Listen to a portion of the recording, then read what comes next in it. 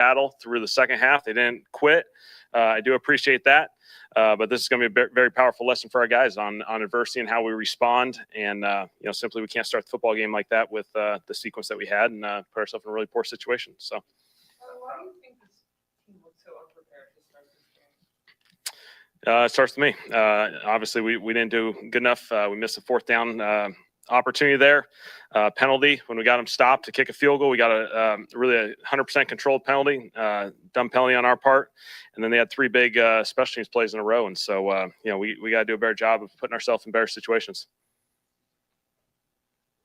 What's sort of your message to the team after a loss like this? You talked about adversity, but how do you kind of keep them? Yeah. I think that's what it's about. It's a test of adversity. It's how you respond. You have to narrow your focus, look at the items that are good, and certainly recognize those. But again, we did not do enough to start the game to put ourselves in a really good position to be competitive there. And so, there's no one's going to feel bad for you. No one's going to come save you or anything. We got to put in a bunch of work, and we got to get better right now, and put ourselves in better position moving forward. How would you describe this team's discipline right now? Yeah, we're not clean enough. We're not clean enough. Too many penalties again, and too many of them, they're under our control. There's judgment penalties in every single game, but the ones that we can control, we can't have that. We got to do a better job. You mentioned those three special teams plays in a row. Like, what did you see that was going wrong against on special teams? Yeah, that's a great question. I think obviously they took advantage of a couple opportunities. They had a really good design on the kick return, the punt block. We got to be better there. The punt return, again, they made a play, and so we got to do a better job there certainly. And that'll be something for us to certainly spend a lot of time this week getting better. Is it a punt return touchdown just a matter of kind of outkicking the coverage on that, or? It's a great question. I'll have to look at it more closely, but certainly, you can kick it deep, but we still got an opportunity to get that one down and get ourselves back in position. In your history, when penalties like that and slow starts like that have become a consistent theme, how can coaching overcome that, or where can you pinpoint that? Yeah, we got to do I think we got to do a great job of studying this. We got, there's no throw this film away and just move on. This is 100%. We have to evaluate every little item that happened today and get better from it. Again, we did not put ourselves in a good enough position to start the game. It starts with me, and we got to find the solution. Obviously, nitpicking with the scoreboard the way it was, but how come the decisions to go for the field goal in the first half still and both the times? Yeah, just taking points at that point. We just got to get some momentum going our way. And so obviously we knew it was an uphill battle from at that point. And, we're going to have to be really perfect to have any chance moving forward. And so, yeah. So, the one before halftime in particular, when you're on the 5-yard line, yeah. Because you felt like a field goal could help you. Yeah, I felt like we just need to earn some points out of that drive. And we got some points, and we'll see if we can stop them and get ourselves at least in a position where you got to play the game perfect to have a chance. But we just need to get something going. Along that note, I know we've asked you about Blake Griffey before. Are you concerned about him? I know that was a long field goal. Yeah, it was a longer one. Obviously, yeah, we got to find a way. We just got to keep getting better, and that's all we can do. How do you go about establishing sort of the accountability when it comes to repeated issues like penalties and things like that? Yeah. I think it's something we have to spend a lot of time, acknowledge, talk through, and obviously understand. If someone can't play that way, then obviously we got to find the guys who can. But I have all the confidence in the world. These guys will respond the right way. This is going to be a really, really valuable lesson for us today. It's going to be a really valuable lesson. Our guys are going to learn from this. It doesn't feel good at all. But again, no one's going to come help you. We got to dig in together and find the solutions. How do you go about?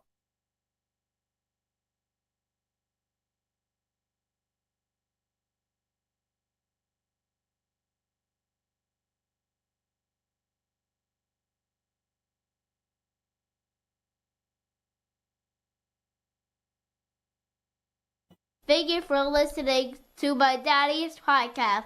Please subscribe to our channel. All I gotta say is, who dat?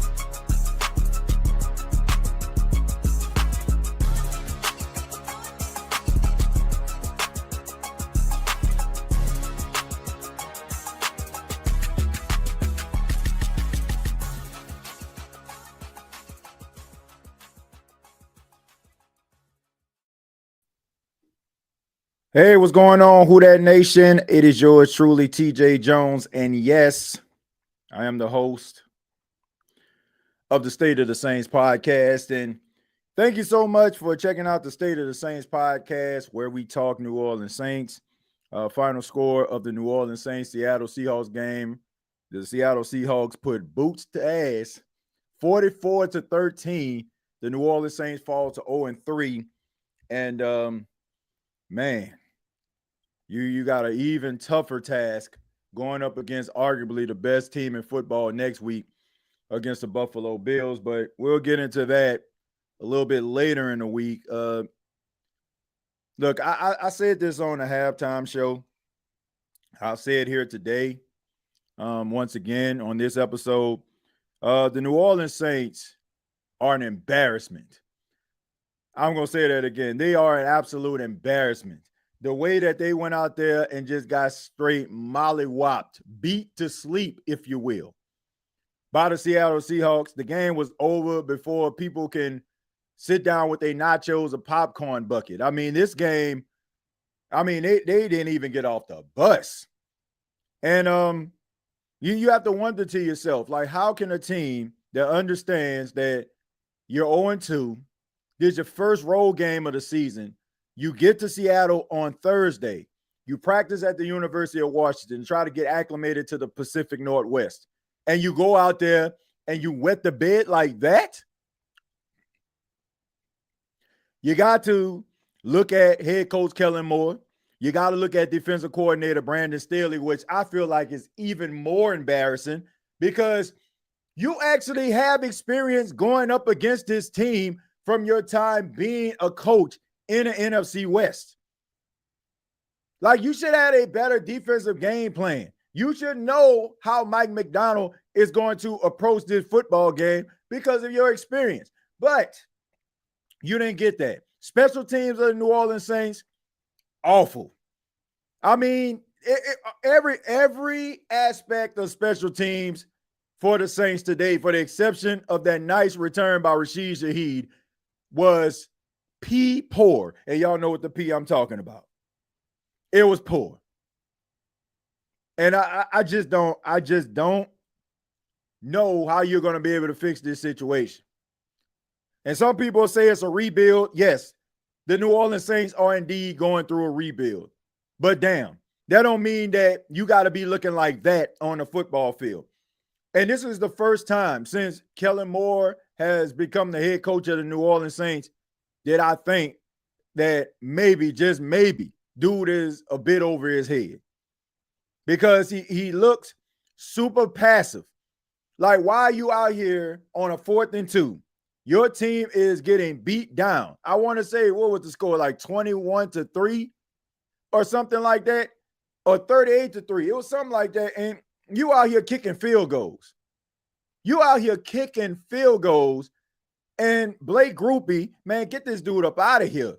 Like, how many times do you have to look at this dude miss field goals? It's clear that the dude is suffering from the yips. There's something in his head right now. And why you keep on bringing this dude out here and making things even worse? I just don't get it. And even with the press conference, Catherine Terrell asked him, well, I know you said it's not a big deal with Blake Groupie, but he is struggling right now. What you going to do? Well, we got to find ways to get up out of this. I'm just wondering, like, maybe we tripping. I said this on a Bleacher Report. Maybe we tripping. Maybe the New Orleans Saints have already made up in their mind that they're tanking.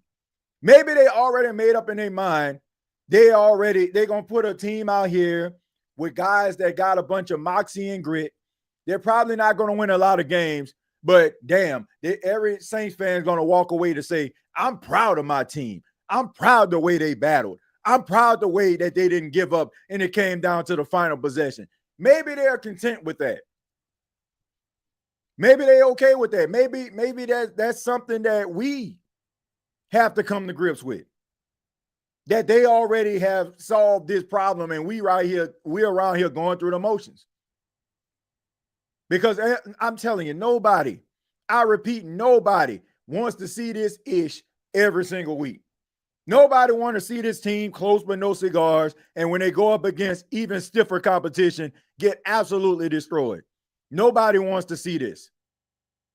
If things continue, I mean, I think the Saints have to make some really serious decisions here.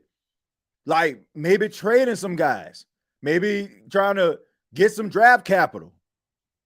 Like that's what I feel like they need to be on. Like if we're talking about tanking, if we're talking about looking like slow, let's just go ahead and try to get some ROI on it, some return on investment. Instead of like sitting up here acting as if y'all got a chance to win when you don't. Mickey Loomis is an embarrassment to general managers. He's an embarrassment to general managers and has been for a very long time.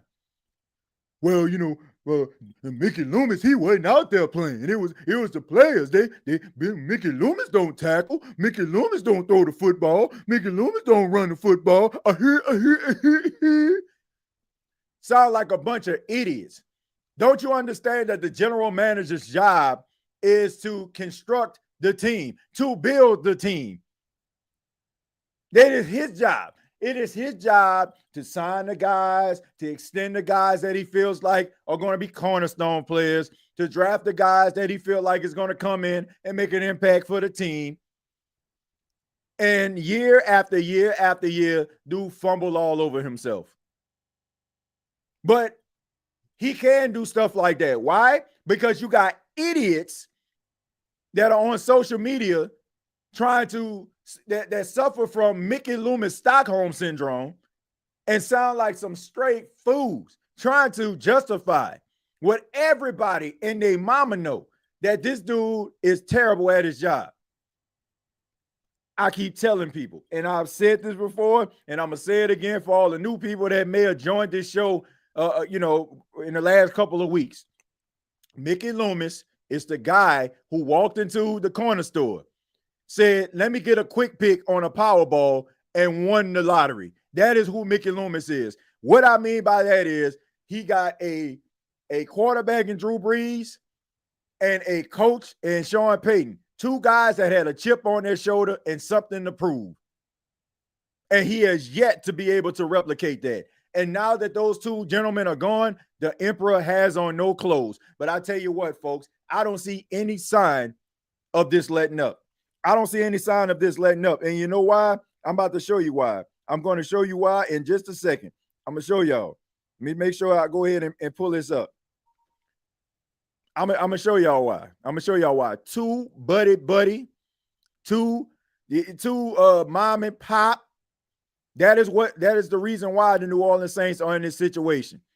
Because everybody family around here. Everybody. Oh man, we love each other, man. We care about each other. We fight for each other. We this, we that, we this and that.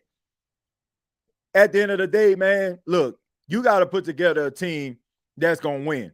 You may have a coach that you have to disagree with sometime. You might have a coach that feels like he has all the answers. But guess what? I'd rather have a coach that is a tyrant, that just loves winning, puts attention to detail, and not somebody that's super passive. I'm looking at Kellen Moore, and I'm just wondering to myself, once again, is this the offensive version of Dennis Allen? A guy that is passive-aggressive, not going to rock the boat, even kill, and it's going to make, Mickey Loomis' job easier because now he don't have to debate with anybody and hey, whatever you say, Mick, anything you want, Mickey, we can do it, Mickey. Yeah, we can do that. You want us to? Oh, no problem, Mick. No problem. We can do that. That's no problem. You want to sign this guy? Oh, no, it don't really match with what we got, but hey, it's okay. What are we doing, man? What are we doing? Like, I really wish that I had some type of like something positive to say, but I'm telling you, man, this team is on a downward spiral, man. It's going to be like that until dude is no longer with the team. But I don't see that happening. I do not see that happening, folks. I do not see that happening. And once again, I'm going to go ahead. I'm trying to pull this up so I can show you all what I'm talking about. This is the reason why. There's a reason why. This is right after they drafted Tyler Shuck. This video that I'm about to show y'all. This is the reason why. This is the reason why right here. Check it out. Oh, look at that. Look, let's just show it again. Building. I'm solidified in a building. Too much of that going on. Too much lovey-dovey. Too much sweater on Christmas for me. Like, get somebody in the building that's going to change some things, man, that's going to put some things in place for this team to be competitive. Because right now, it's just pathetic watching this football team. I promise you, if I didn't have to do Bleacher Report, didn't do State of the Saints, I promise you, I would not be watching this game.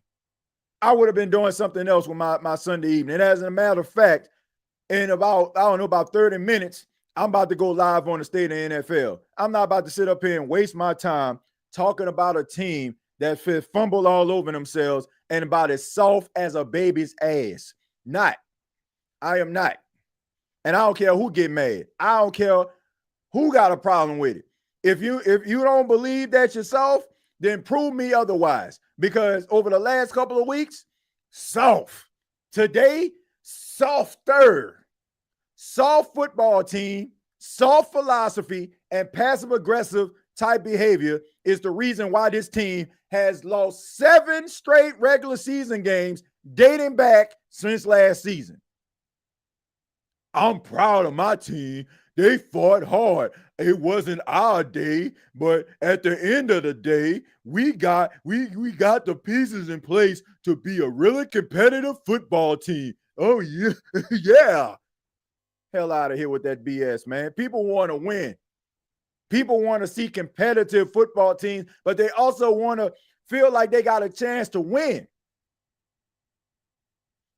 Saints got the ball driving down the field to try to tie a game or try to take a late lead. I don't feel like they can get it done. And that's a problem. That is a problem. Open up the phone lines, take a few phone calls, man.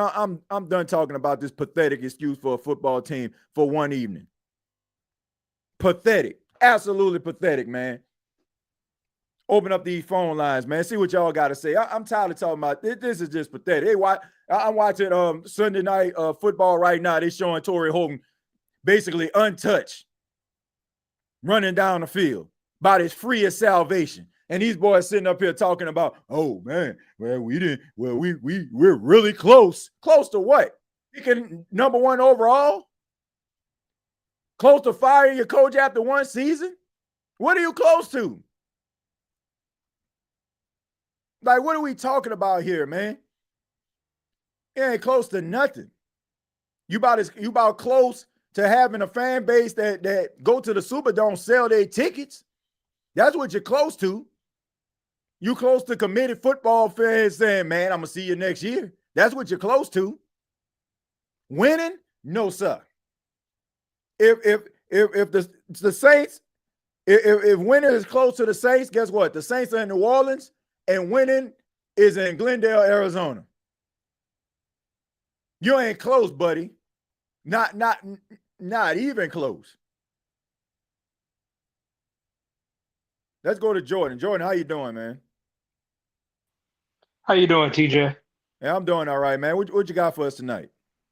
Man, I just want to say I'm sorry you even have to sit up here and talk about this. Man, embarrassing, Jordan. Embarrassing, bro. But look, I'm here because I know that the Who Dat Nation have something to say, but this was embarrassing, my guy. It was embarrassing. Man, TJ, I was gloating about the Eagles winning. Man, I look up 1 minute into the game, we down 14-0. I said, hold on, let me get off the phone, man. This is going down right now. When I tell you this was the worst football game I have seen in my life from a professional team. It's one of them. It's up there. It's up there. And I'm scared for Kellen Moore because he giving me Dennis Allen vibes. And this is why you don't hire your friends, because he do not hold nobody accountable right now. Brandon Staley needs to go. Before they even get up and go and talking about the future, he needs to go. That defense is not tough. It is not physical. You can't tell me how you don't blitz the quarterback and still give up 30, 40-yard passes. Everybody in coverage. Pete Warner, every time they throw the ball, he in the picture. Every time. Your number one cornerback is getting burnt by every dude they put in front of him. Man, Torrey Holden is like a third, fourth string receiver on their team. And I'm not saying that Torrey Holden is terrible. He's not. I actually wanted the Saints to draft Torrey Holden. Now, I think the guy is talented, but, man, you're supposed to be the number one corner. And like I said, man, like, bro, Jordan, I'm going to say this and I'm going to let you continue. I'm like, I have nothing but respect for the beat writers and the people that talk about this team. But I gotta say, I will take everything that they say when it comes to training camp, who looking good, who poised to have a good season, with a grain of salt. Because everybody was talking about, man, Kool-Aid McKinnon, man, he might have a all pro bowl type season. Blake Groupie, man, Blake Groupie ain't miss a field goal, man. He might become an all pro. I'm good on that, bro. Like I said, I know they only going by what they see, but I am reserving my judgment till all of the facts come out, because every single year it just seems like what we see or what we hear about in training camp, it does not translate to the field during the regular season. But go ahead, man, if you can finish up. Yeah, and TJ, I'm all about accountability. Yeah, we got the Bills coming up, but we're not gonna win that game. If Kellen Moore is serious, when he go into that locker room, he say, Groupie, don't come back on the bus. We gonna ship you back to Louisiana. Go pack up your stuff. You're done. Pete Warner, go back to Louisiana. Man, Kool-Aid McKinstry, go ahead and go back to Louisiana. We rolling with the rookies next week. Riley come in, he get a forced turnover. Right away. Like that's what. But here's the thing, man. You look at Pete Warner, crazy as it sounds, he led the team in tackles. We had 13 a day. Yeah, but I agree with you. They weren't even they weren't even trying. Like, it seemed like they weren't even trying out there. And then I think, man, Sam Darnold only threw the ball 18 times. Like, to me, the game was over like before it even started. It's like the special teams, they returned the kick for a touchdown. Then all of a sudden, you know what I'm saying, they get another short field. It's like, man, all they had to do was like throw the ball like one or two times and they're in the end zone. It was embarrassing. It was embarrassing. And it TJ, was embarrassing to watch this football team look the way that they did. And then TJ, go ahead, man. Go ahead. The notion that they have that Shaheed is a receiver it blows my mind. You don't put him on kickoff. You don't put him on punt return because you want to save him for the offense. If he's a playmaker, you get him the ball any way possible. Man. And they got what's his name? Miller receiving kickoffs. That look horrible. That just looks insane to me. I pray for Spencer Rattler because he's out here fighting for his career, and this who he got to fight with his career with.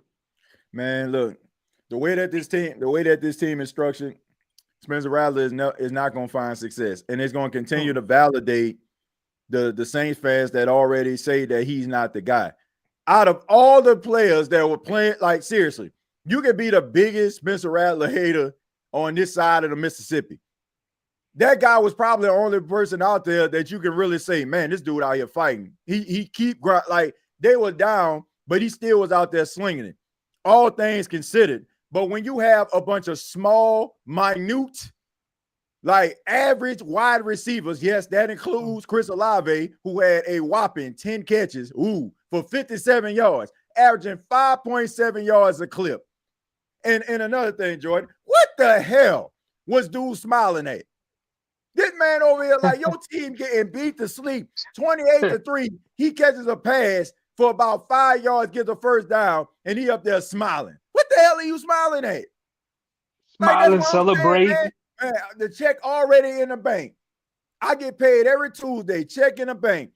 Why are we sitting up here like concerning ourselves about this? If these dudes like sitting up here not caring, smiling, what the hell are you smiling about? What's funny? And TJ, That's what I'm saying, man. Like, bro. And then they the sit up here last and talk, like, get mad at the fan base and people talking. We don't care about what the fans say. Well, you need to, because obviously y'all don't care enough for yourself to go out here and get it done. right, and TJ, like y'all TJ. millionaires checking a bank. Some of these people that go to this game and watch this football team and do everything that they can to try to support this football team, those people don't have millions of dollars. They want to see a product that they feel like is worth investing in. Today, I got to truly say, this is not a product that anybody needs to be investing in. You can sit there and watch TV and support them from home, but I damn sure won't be marching in those Superdome watching this abomination called the football team. Jordan, you got anything else, man? The last thing I say, TJ, we talking about, we tanking and all that. Tanking for who? Ain't nobody coming to stand behind that offensive line and succeed. Tyler Shook not gonna do it. Spencer Rattler not gonna do it. You could have Patrick Mahomes right now. He not sitting behind that line. Yeah, Who are we tanking for? Yeah. We don't have a team that tank.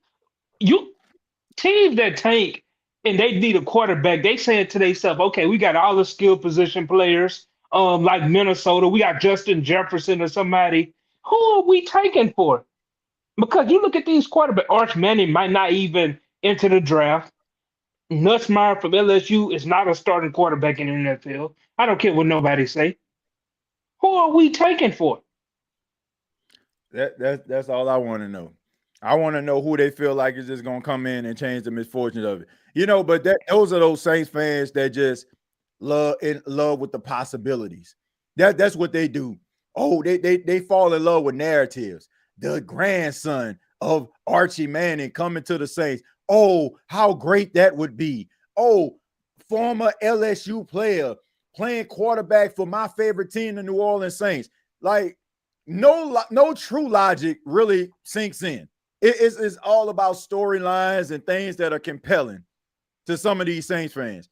There's not a person in their right freaking mind at this point, at this stage, at this hour, at this day, that has watched Arch Manning play football over the last 4 weeks, really sitting up here thinking that he's going to be a number 1 overall pick and change the misfortunes of your franchise, other than the fact that he's a Manning and he has Manning on the back of his jersey. There's nothing that I've seen and you've seen that tells you otherwise, unless you're trying to take stock in them, a superior team in Texas beating up on Sam Houston. But, man, miss me with that. But, Jordan, I got a few more phone calls I got to get to, man. But thank you so much for chiming in. I appreciate it, TJ. All right, take it easy, man. All right, man, we're going to move on. We're going to go to Jerry. Jerry, how you doing, man? Hey, what's going on, TJ? How you doing, my brother? Man, ain't a damn thing going on, Jerry. Nothing. Not a thing. Not a thing, man. But thank you for calling in. What you got for us, man? Hey, look, TJ, I understand the frustration of the Who Dat Nation. I get it. I did watch the game for myself. I mean, yes, it was definitely an embarrassment. I did see it from start to finish, but I wasn't gonna let this loss ruin my day. I had a good day today, so I'm good. Man. It didn't ruin my day. It's just the fact that I gotta sit up here and talk about this BS, man.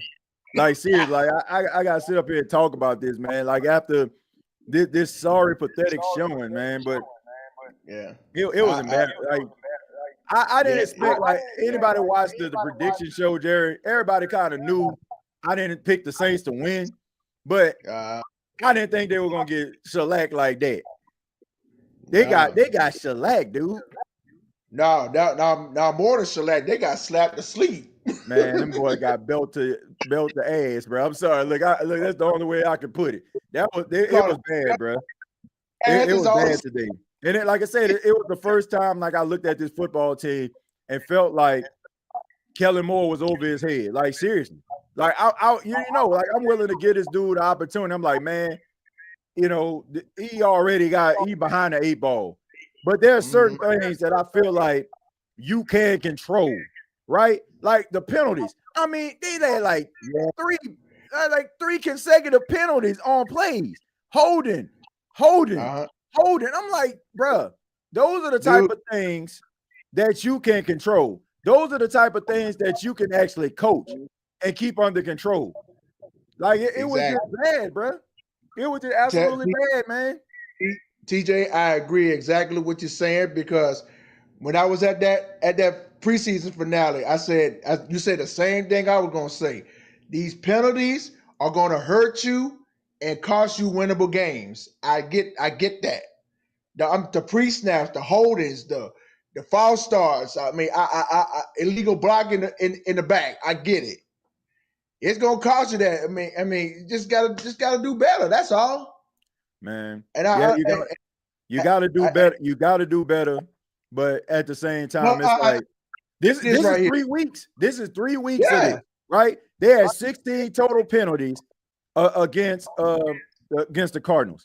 They cut it down. They think they had like 8 penalties last week. You had like 14, 15 penalties. 11 of them was accepted. Like, bro, that's an undisciplined football team, man. And those are the type, like, to me, those are the type of things that make me wonder, do you have the right guy in the building as your head coach? Not so much about the talent. Like, we know that the Saints don't have like enough horses in a barn. I'm okay with that.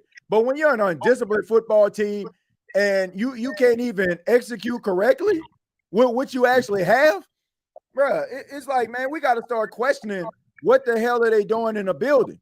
Like, it's almost like, Kellen Moore just told these guys, okay, man, and it's like last Sunday. Okay, guys, tough loss against the 49ers. I'll see y'all next week versus Seattle. Meet me at the airport at 9:00. It's like they didn't practice prep or nothing. They look bad, man. Yeah, I those are the things that bother me. Yeah, I do. TJ, I was in your shoes too, bro. Like I said, these are the type of things that will cost you games to win. But I'm gonna tell you like this, TJ. I know you got other callers coming in, but I gotta say this. I would rather start bad than to start good and work my way up, because that's the only way. Week after week after week, the Saints are going to get better. I know, we already know what's going to happen next week in Buffalo. We're going to get our asses kicked. I already know about that.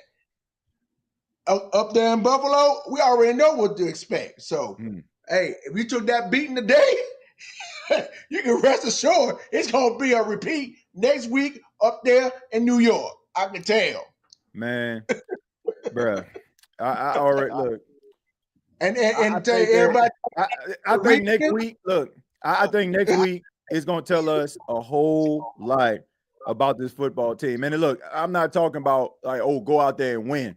I'm talking about go out there, show people what you got. Yeah. Right. And it got to be a better showing. Like, it can't be like, okay, Buffalo beating them boys 55-10. Like, it can't be that. Like, it cannot be that. If that happens, that's 2 consecutive weeks that we have seen Saints' new head coach just absolutely have his team unprepared. If they out here with the holding penalties, pass interference calls, false start penalties, and all that kind of stuff there, like, I think you have to start looking at Kellen Moore, like, in his coaching style. Exactly, TJ. Look, I had to do like Big Q. I had to come in here and do a self-awareness check to make sure everybody's all right. Man, look, I don't think people are okay, man. I'm serious. Like, people are upset. Like, people are hot. Like, people are hot right now, man. Like, they didn't. I'm pretty sure like some Saint fan was like, man, we probably ain't gonna win this game, but let's try to see what we can do on the road. Let's see if Spencer Rattler can go out here. Their offense can do something. But man, they just absolutely got just destroyed, man. Today. Yeah, I mean, that game was over before it even started. I know. And you let them put up 21 points in the first. And dude, it was only the first quarter. Come on, man. Man, It was Sometimes embarrassing. you just laugh it off. You gotta laugh it off do the bad and the worst, bruh. Because Yeah, talking gotta about laugh it off, y'all man. You gotta the laugh. re- You gotta laugh from you have. But I mean, 'cause that was embarrassing. 'cause it's better than try to throw a shoe at the television because they lost a game. It's Yeah. better than burning up your merchandise because we lost. Okay, I get that. I've been in your shoes. But I don't break no television. I don't Nah. burn no jersey or merchandise on that because we're doing bad. So you just Yeah. got like, hey, y'all wanted to rebuild? Here we are. Yep. Yep. I mean, look, I'm okay with the rebuild. I'm just not okay with undisciplined football.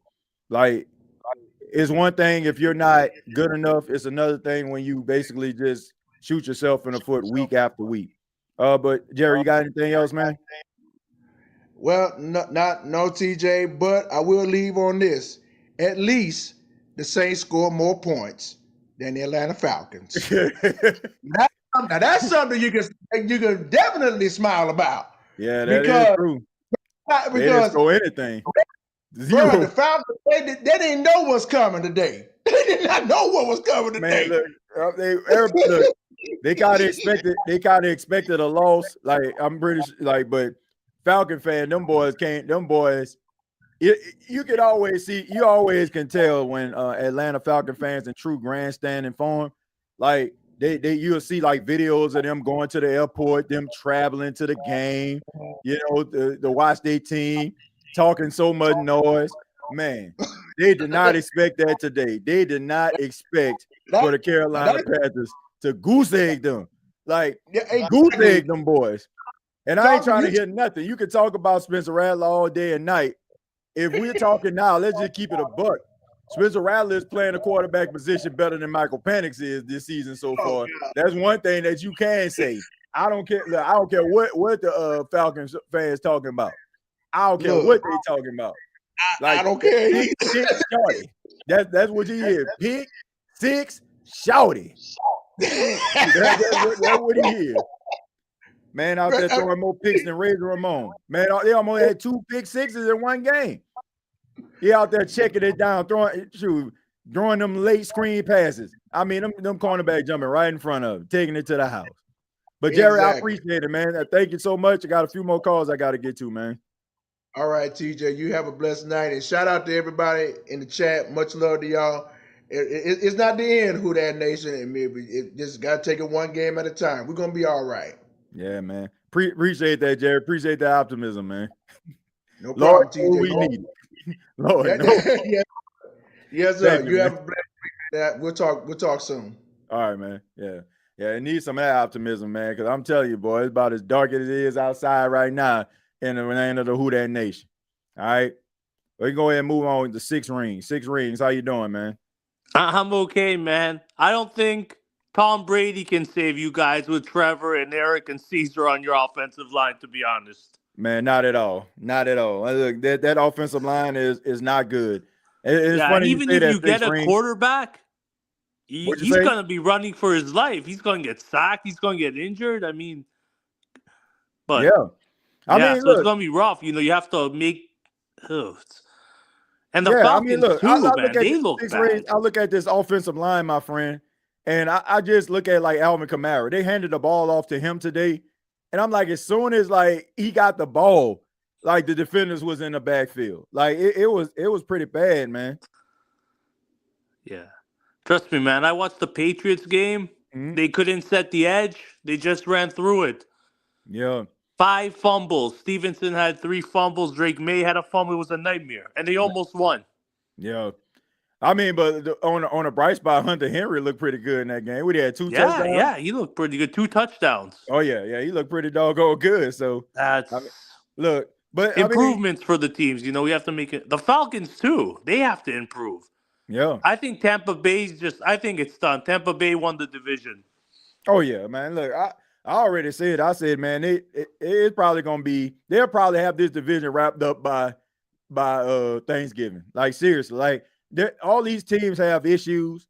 You had like Falcons playing the Panthers today, so that was a Yeah, they divisional lost game. 0 Would you believe that? Yeah, I couldn't believe it. I didn't think. Honestly, I could not. I I could not expected believe more it. from Michael. I thought he'd be expected more. Yeah, I would expect But more Rattler, he too, man. showed But up. He's trying. He had 200 yards, a few touchdowns. He's trying. yeah, But I when mean, you give somebody nothing, he's got nothing to work with. You have like running back threes starting and wide receiver threes. It's a nightmare for him. who are you talking about, Penix? No, you guys, the Saints. Oh yeah, nah. Look, It's not man, a good roster. I mean, oh no, not at all. Like that's the issue. 6 Ring. It's not a good roster, and they know it's not a good roster. But that's what happens when you keep kicking a can down the road. And now the New Orleans Saints are trying to get themselves back to the black. So what they're doing is they're trading for guys on rookie deals, so they don't have to worry about going out here exhausting the cap anymore. And in a season that they know more than likely is not going to go in their favor. So it seems to me like they know the state of the team, but it was a lot of self-inflicted things going on, which makes a lot of Saints fans frustrated because they wondering like, man, why didn't they just come to grips with it when Drew Brees and Sean Payton, left the team? Then we probably wouldn't have been in this situation. yeah, good quarterback, man. He had a perfect playoff run. That was a good quarterback. Yep. I mean, you had opportunities like back in 2020. It's ironic that you're actually calling here 6 Rings. The Patriots. I don't know if you remember back in 2020. They moved down out of the first round, right? And you guys at the time, y'all needed a quarterback. So Jordan Love was like the top quarterback coming out. And you all moved down. So I was like, man, it's great. Like the Saints can end up drafting Jordan Love. But instead, they get Cesar Ruiz instead of Jordan Love. So as of right now, Cesar Ruiz, like according to PFF, is the worst right guard in football. Really? And Jordan Love is, even though the Packers lost today, like he's still one of the best young quarterbacks in the league. So it's just bad decisions like that, man. So what are you doing besides the quarterback? I don't think Rattler's that bad. I think you're giving him crap. Sorry, to work with. You give him nothing. Yeah, I agree. He's got nothing. He's not playing bad. Yeah. So what would you do? Would you draft a quarterback, or what position would you draft this year? Would you get a tackle? Man, I'm fixing this offensive line, and I need a wide receiver. I need a number one guy. But no, you guys are number one as of today. You're number one overall. Yeah. So what's your move? A quarterback? Is it a tackle? What would you take? If it was today, based on what it is, Yep. it depends on the quarterback. I probably would draft one. But then then you need to get a guard. Well, it's rough, man. It's gonna be a rough few years how you did it. Well, no, but this is a pretty decent draft for offensive linemen. So it's not like you couldn't find one in the second round or something. Or look, your salary cap situation is a little bit better. You can probably go out in free agency and be able to get another guard. Somebody that's a little bit more experienced, guy that has won some football games and is on the cusp of being really, really talented. What they need right now is some offensive linemen with a different type of mind frame. Right. Okay, well, thanks for taking my call. And your quarterback, he's not as bad as you guys think he is. He just has absolutely nothing to work with. He has nothing. I don't think he's bad. He's got wide receiver threes and running back threes that are starters. On a usual team, those guys aren't really wide receiver ones. You know what I mean? No, man, I agree with you on that. You ain't gonna get no argument from me from that. Like that's the reason why they can't make plays. That's why there's a lot of dinking and dunking, man. But 6 Rings, I appreciate the call, man. Call back anytime, man. I appreciate that. All right. Yeah, take care.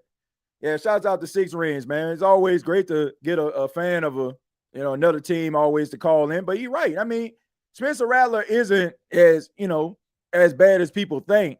But the reality is this, man. You need a quarterback that's going to be able to help you to win football games. Like to be able to take the team on his back, so to speak. And Rattler isn't Rattler can I'm trying to think. If Spencer Rattler was the quarterback for the Minnesota Vikings, I feel like he probably would be a solid quarterback because they don't need their quarterback to go out there and just light it up. Like he will probably win some football games. But he's the type of quarterback he needs the right situation. He needs the perfect circumstance. You need the offensive line blocking. You need 50-50 ball wide receiver. You need defense just attacking every single week. That is the type of team that he needs, man, because he's the type of quarterback at this point. He's a guy that can keep you in the game, but he's not going to win you the game. And I want people to understand this. It's not necessarily a bad thing. Everybody's not going to be Mahomes. Everybody's not going to be Josh Allen. Everybody's not going to be Lamar Jackson. You got quarterbacks that are just basically steady.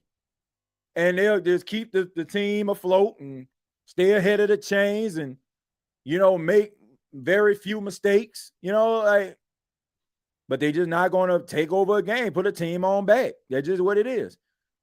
Cedric, we're going to go to Cedric. Cedric, how you doing? What's up, TJ? Can you hear me? Yeah, I can hear you, Cedric. How you doing tonight? I'm pretty intoxicated. I'm sorry to come on your live like this. I took a shot every time the Saints messed up on the field, so I'm feeling it tonight. Hey, but I got a couple things that I want to say here. All right, man. The floor is yours. We have a McDonald's order as a wide receiver corpse. We have 3 number 3s that's trying to be number 1s, and it ain't gonna cut it. And you want to know who fault that is? Mickey Mouse Loomis. This man has been here for almost, I don't know if he's been here 20 years, but I know he almost been here that long since I was when I'm 23. I haven't been watching this team for that long. But this man has sat here and drafted guys like Cesar Ruiz. And Cesar Ruiz, a center, and put him at right guard or left guard, whatever he had, he put him at a guard. He drafted a center and put him in a position that the man is not used to when he could have just drafted the best right guard available at the time and he wouldn't have to deal with this. It's like Mickey Loomis do stuff that he knows is gonna piss us off. Mickey Loomis knows what he's doing. He know how to get under our skin, and he just sitting back there like, oh, they're gonna buy the tickets. They're gonna come to the game. They're gonna support this team. So I have nothing here to worry about because I have a team that's going to support me, and they're not going to look at me as a problem because I hired Dennis Allen, I hired Sean Payton, I had all these people when we were good. But you weren't the reason why we were good, and it's showing now. You were never the reason why the New Orleans Saints were good. And if you ask me, Sean Payton is up there enjoying himself in Denver, winning games. Sean Payton looks like the best coach in the NFL to me. Like he can win Coach of the Year this year or next year. Sean Payton looks good. This team is a cluster mess, and it's all on Mickey Loomis. Because when are we as an organization, as fans, going to realize that Mickey Loomis is the problem? It don't start with the offensive line. It don't start with the defense. It starts with Mickey Loomis. Mickey Loomis has messed this team up. He really has. I remember as a kid, I watched this team. We went out there and we fought. We ain't do nothing else. We fought. This team looks like they're tired. Cam Jordan, they pan the camera on Cam Jordan on the sideline. Cam Jordan look like he ready to retire. He look like he don't care no more. He rushing a passer like he's sitting in the Walmart parking lot. Then you look at DeMario Davis, he trying his best. As old as he is, he trying. And Pete Warner, God bless his soul. That's all I can say about Pete Warner. God just bless him. But the defense sucked. And I don't know who in their right mind thought that Alontae Taylor and Kool-Aid McKinstry and Isaac Yadam was starting cornerbacks in this league. TJ, can you answer that for me? Like, who in their right mind thought that? Man, a team, look, I already said it, man. The Saints, they have no choice but to go out here and get these $3.99 secondary players, right? I mean, because that's just what it is, man. Isaac Yadam not starting nowhere but New Orleans. Nowhere. He Nowhere. probably on special teams in Seattle. Man, he lucky he get that. To be honest with you, Exactly. like, And, seriously. and we let go JT Gray, and it showed today. And Yep. Mickey Loomis messed up. It showed today when he let go the special teams ace. JT Gray, we don't have Taysom Hill on the team. And Taysom Hill is one of the best special teams player on this team besides JT Gray. Because Taysom Hill calls the plays to the whole punting team and everybody. So he calls the plays. He's the quarterback of their line. And it shows that we don't have them. But it's pathetic because we have had first round picks in this draft, and we've wasted those picks on players that we thought. Trevor Penning. Do you think any other team thought Trevor Penning was going to be good? If so, they would have drafted him. Trevor Penning would have been up there in the 20s, but instead we wasted a pick on this man. And this is how our franchise is looking, and I'm sad and I'm mad because we waste our money, and it's like we keep watching this stuff and we keep supporting a team that don't care about how we feel. And enough is enough. When are you going to accept how we feel as fans? We're the one putting the money in your pockets. You're not putting money in our pockets. You have to understand that as an organization. And I feel like the Saints just laugh in our face week after week. When you see the Falcons, as much as we hate the Falcons and Terry Fontenot are going out there and making things better for their teams. Michael Penix Jr. didn't look that good. The Falcons didn't look that good, but they still have better players than we do. They still have the players that can say, hey, go on the next week. Who on your, like, ask yourself as a Saints fan, who do we have on this team that you can go out there on the defense and say, hey, I think he can stop Josh Allen? Because Carl Granderson couldn't stop Sam Darnold. And we couldn't adjust. We seen Brandon Staley made adjustments in halves, but Brandon Staley looked lost. It was almost like Clint Kubiak told the defensive coordinator of the the Seattle Seahawks everything we were going to do today. They knew every play that we had, and they stopped it. And enough is enough, TJ. I ain't gonna keep on rambling because, like I said, I've been drinking. I had a watch party, and I had to watch this stuff with Cowboys fans, Falcons fans, and I just took a shot of vodka every time the Saints messed up. Man, y'all so all you watching it with you watching with Falcon and Cowboys. I'm just going through it right now. and when they team did something there, they said, "Ooh, look, there go the Saints," and they team just did as bad as ours. Yeah, man, TJ, I ain't gonna hold you back, but I'm gonna just say enough is enough. And as an organization, they have to look at Mickey Loomis and say, what have you done for me lately? Because we don't have any playoff wins, we don't have any championships, we don't have the players on this team to make a successful team.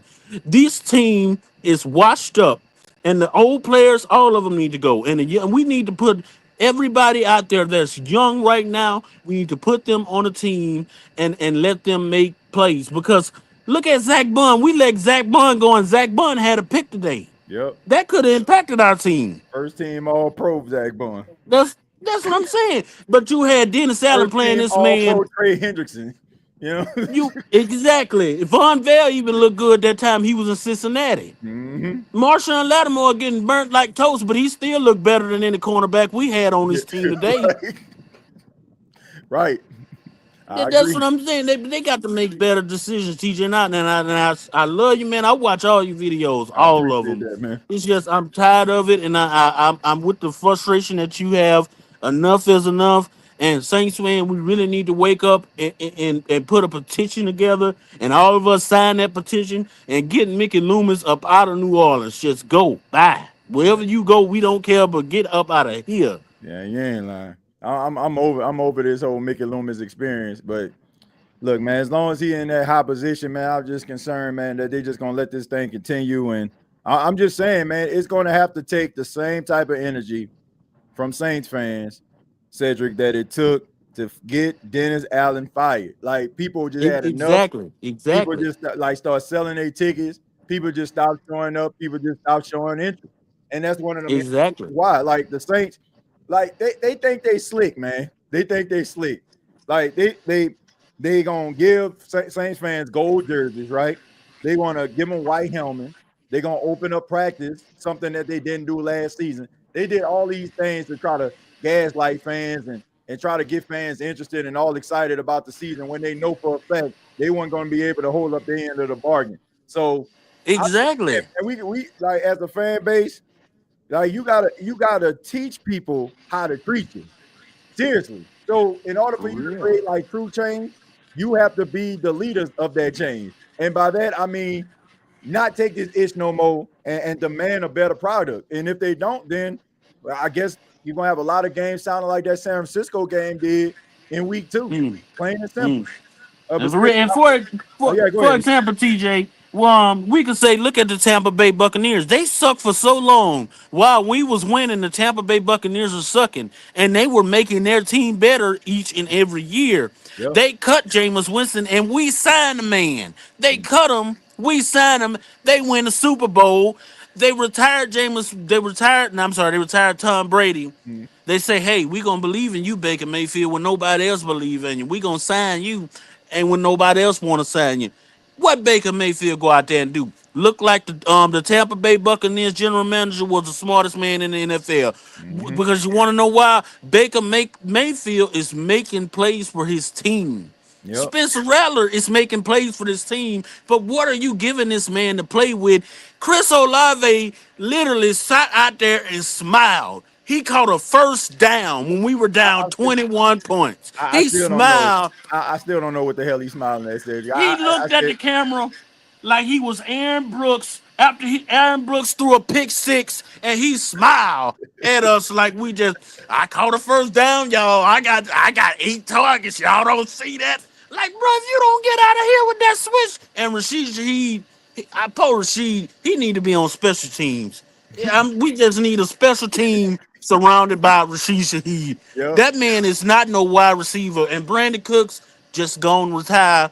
Why are we not playing valet? That's what I want to understand.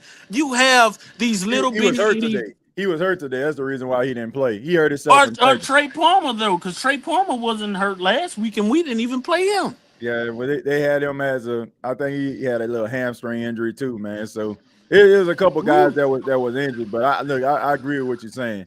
I'm sorry for Rand TJ. Like, where the hell is Mason Tipton at? You know, exactly. I'm sorry for Rand TJ, but this got me feeling better, and I'm glad I got it off my chest. And I'm gonna let some callers come up.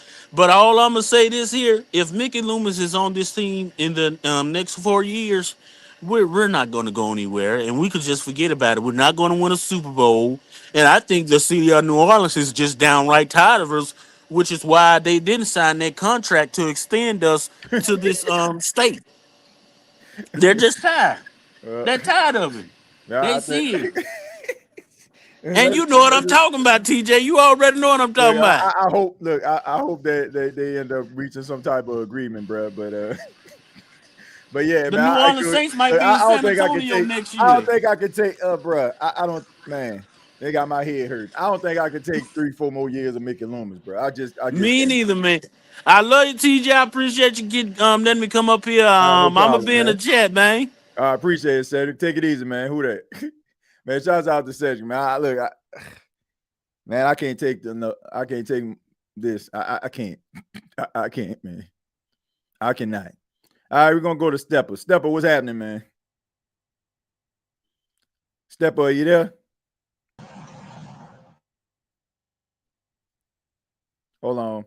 You have to unmute yourself, Stepper. I can hear you, man. You can hear me? You can hear me now? I can hear you, man. What's going on, man? What you got for us? Man, what's up, TJ, man? Man, not a damn thing. Man. Man, look, man. This was the worst game I done watched as a Saints fan. From start to finish, look, man, from start to finish, man, it ain't even no bright spots where we can say, hey, man, next week we gonna be good. Man, that's my whole point.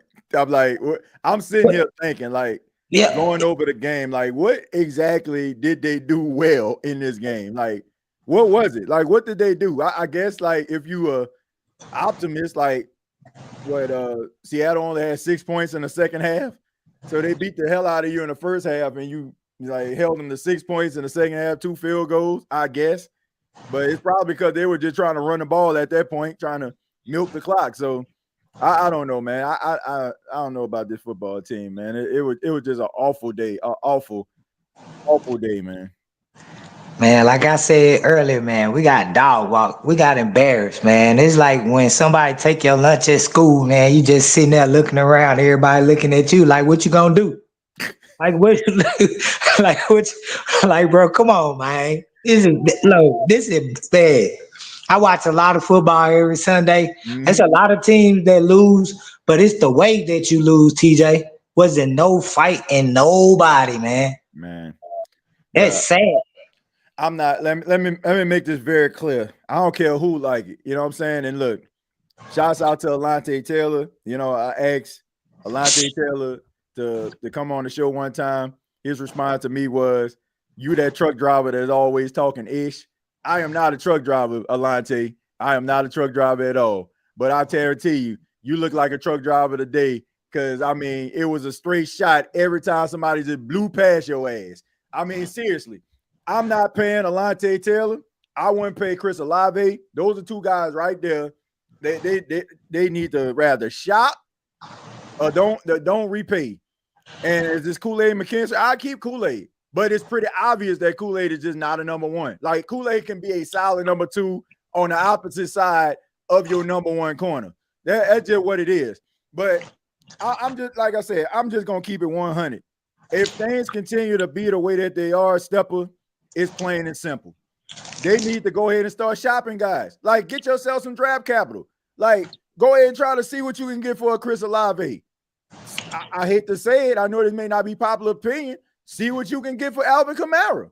Like, I don't want to see Alvin Kamara. Man, Alvin Kamara is out there getting his ass whooped every single time. Like it's like he's running to a stone wall every single time, Stepper. Every single time, my guy. Like, as soon as he's getting hands the football, like, I'm talking about 2-3 defenders in his face. I'm like, man, this is the worst offensive. This is the worst offensive line in football. I've watched all 32 teams play football this season. Man, I have yet to see an offensive line as terrible as the New Orleans Saints. They got the worst offensive line in football. It ain't even close. Ain't even close, my guy. Not at all, TJ, man. We can't block a cold if it was coming down the block, you feel me? Yeah. That's crazy, man, because at the same time, man, all these draft picks, all these people that we let go, they went to other teams, man, they getting their shine on, man. It's like we kept the wrong people and gave away we kept the wrong people, you know what I'm saying, and gave away the right people, man. Man. Look, they need to go ahead. Look, they had this little fire sale. We pretty much already know. I mean, you looking at about top 2, top 3 pick in the league, you know what I'm saying, in the NFL draft when it's all said and done anyway. So, man, look, just go ahead and try to see what you can actually get some draft capital where you can actually build a team that's respectable. Because right now, people are losing respect for this football team. And most importantly, Stepper, they losing interest in this football team. And that's dangerous, man, especially when you're a team. You're not like the Cowboys. You're not like the Giants where you can weather the storm. Like, you need people inside of the stadium in order to buy tickets and, you know, and buy concession and stuff like that to keep your team afloat. So they can keep on doing this if they want to. They can take the New Orleans Saints fan for granted if they want to, but people are going to check out. They're going to be like, man, I'm going to watch them, but I'll watch them at home. Right? Nobody want to come there and be watching this team fumble all over themselves and embarrass the city like this. Like, nobody want to see this, bro. You got anything else, man? Yeah, this the worst we look since the paper bag days, man. Oh man, it's bad. It's bad, man. It's bad. I had early 90s vibes, bro. Like, man, for real. I hate to say it, Wo. Man. That's how I was sitting on the couch. I said, man, damn, bro, this feel like the paper bag days, man. That's man, what it's bad, man. Like back in the day, like when you know the Saints was gonna play a team that they weren't gonna, like, you want us to record the Saints game? Because I used to go to church and used to miss like the first half. You want to record the first half of the game? Nah, man, they ain't gonna win no way. Nah. Like, don't even waste the tape. Like, that's what it on, man. Don't even waste your time. Don't even waste the tape. That's the way the Saints look today. And look, I know they probably don't care because they swimming in money. But but at the end of the day, I just wish that they did care. I just wish that they really truly cared about how Saints fans feel. I just think that a lot of it just lip service. I don't think they really truly care, man. Once upon a time, I feel like this team really wanted to go hard for the city. Yeah. And right now, I just feel like guys are just, you got a bunch of guys in the building that don't know what winning look like, been losers since they got drafted or signed by the Saints, and now it's become a part of their psyche. They're like, okay, let me go out here, play these 17 games and get my little check and Cancun on 3. And that's the mind frame that I'm seeing. So man, if we're gonna see this type of product, man, why would you spend this type of your hard-earned money that you out here trying to pay your bills, you trying to put gas in your car, you trying to pay that car note, you trying to make sure your kids have things that they need for school? Why am I gonna be sitting up here subjecting myself and spending my hard-earned money on a product that is as piss poor as the Saints are in 2025? That's all I'm saying. Stepper, you got anything else, man? And the last thing, I'm gonna leave it like this, man. We just need to burn. Well, everybody say burn it down, rebuild. My point is, at the end of the day, what are we rebuilding? And we need every position again. What are we rebuilding? And we saying, okay, we finna tank and we finna go do this and do that. Man, who we gonna go get? We need a wide receiver. We need an offensive lineman. We need a linebacker. We need safety. We need corners. We need everybody, man. I think we pretty much got the answer with the whole Tyrann Mathieu, who abruptly just retired. I think he looked around the team. He was like, nah, I'm good. Because even today, like, there was a tweet out, like they had a tweet that said in the middle of the game, Tyrann Mathieu's tweet, y'all can't blame this one on me. That just made me think, man, dude probably looked at this team like, man, nah, bro, this ain't like, I ain't about to be sitting up here taking my body through the ringer. So, man, but I appreciate it, man. Thank you for the call, man. Already. Thank you, TJ. Appreciate it. All right, take it easy, man. Yeah, Tyrann Mathieu was like, hell nah, man. that man, he seen that wide open. He seen that wide open throw get overthrown. He do a quarterback running to the right, wide open receiver went over his head. Said, nah, I'm good. I'm good, man. Let me go over here and talk about sports. Let me go ahead and talk about football. Netflix gonna pay me how much money? I don't blame you, Tyrann. I wouldn't want to be out here either. I wouldn't want to be out there either, man. All right, man. We're gonna take one more phone call. We're gonna go to Tyra. Tyra, how you doing? Hey, TJ, how you tonight? I'm doing all right. What you got for us, Tyra? Oh my gosh. Woo! You know, I've been a Saints fan for 25 years. I've been watching the Saints since 2000. That's the first football game I ever watched was a playoff game between the Saints and the Rams in the Superdome. And Aaron Brooks was the quarterback. That's the first game I ever watched, and I was sold on this team. I've been a fan ever since. For the first time in my years of watching the Saints, I've never been so embarrassed to watch a performance that I watched today. It was just atrocious because I went to church this morning. I was rushing to get to the house because pastor was a little long-winded today. It was about 12:45. It was about 1 o'clock. I had to hurry up and make dinner. I was like, I got to get to this game. I get to the game, put my little shirt on and everything. I'm like, yeah, let's go New Orleans. I go around to the corner of the kitchen and come back for 2 minutes, and it's 21-0. I'm like, really? And the thing is, it's like, I just got to say something that I think is not very popular with a lot of Saints fans, because there are a lot of Saints fans that don't like Loomis, but there's also a lot of fans that still like this guy. I just want to point something out to y'all real quick. Mickey Loomis has had 7-8 years to prepare for this moment.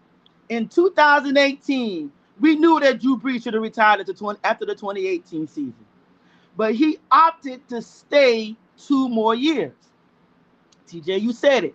In 2020, Jordan Love was right there for the taking with that pick. And they drafted Cesar Ruiz. And what is Cesar Ruiz doing right now? Nothing. Stealing money. Exactly. So, Loomis, anybody that want to sit here and wonder why the Saints are this bad, let's look at Mickey Loomis. everything that he's done over the past 10 years for this team after Drew Brees has left. Think about this for a second. We have not had a viable quarterback since Drew Brees left. Have not had a viable quarterback. But y'all sitting up here talking about we need to draft Arch Manning. Why are we drafting him? Have y'all seen this team? Who he gonna throw the ball to? How he gonna have time to throw the ball? The offensive line ain't blocking. Spencer Rattler back there running for his life. You put Tyler Shuck in, what difference is he gonna make? This is what I understand about some of y'all Saints fans. Y'all kill me with some of the analogies y'all come up with. Y'all just expect to throw somebody out to the wool and the fire and expect them to deliver the team to victory when in reality the whole team is bad. Minus Alvin Kamara. I feel bad for him. Because this dude is out here wasting the best years of his career. And we wasting away this dude's career.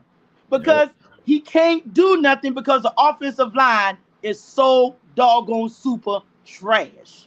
Man. I had to turn my TV off today for the first time in years because I couldn't watch the Saints game. It made my eyes burn. I'm like, really? Really? Mickey Loomis is the reason why this team is horrendously bad. And it's going to stay this way as long as this guy is the general manager of the Saints. Like it or not, he is the problem. Period, point blank. He walked in with Sean Payton and Drew Brees and think that we owe him something. Bro, we don't owe you nothing. You think we owe you something? We don't owe you nothing for nothing you've done in the past, 6-7 years? I mean, what has he done? Nothing. And y'all thought Derek Carr was going to be the answer? What has Derek Carr done over his career? But steal money from everybody else. He came here and stole $100 million from the Saints and did absolutely nothing. Did we make the playoffs with Derek Carr? No. Did we? I mean, really? Come on. We went 9-8, but we missed the playoffs because we lost to Green Bay. So we could have went 10-7 and made the playoffs. But that game he got hurt in, when we was up 16-0, and Green Bay came back and won that game. So let's not act like we've had good quarterbacks in the past 6 years, people, because we've not had a viable quarterback since Drew Brees left the facility. So and the reason why they don't is that's because on of Mickey him. Loomis. That's the reason. Like you said, it's the reason why they don't have. That's the reason why they didn't have a quarterback. You know, and you could go back as far, Tyra, as 2016. I can remember Drew Brees doing an interview. He was like, in 2016, he contemplated retirement. Like, so I mean, if Drew Brees gonna say that, you know, he had a conversation with somebody. That's what I'm saying. Like, you could have prepared for this moment.